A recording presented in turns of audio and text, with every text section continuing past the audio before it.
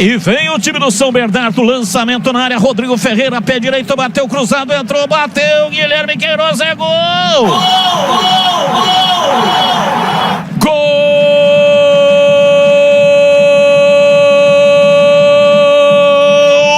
do São Bernardo!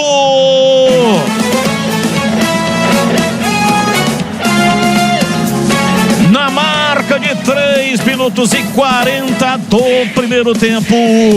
Lance checado pelo VAR.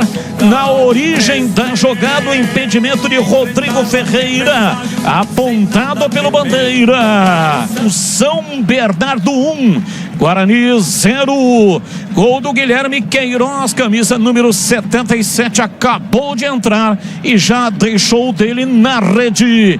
E o detalhe no gol é seu Vladimir Catarino.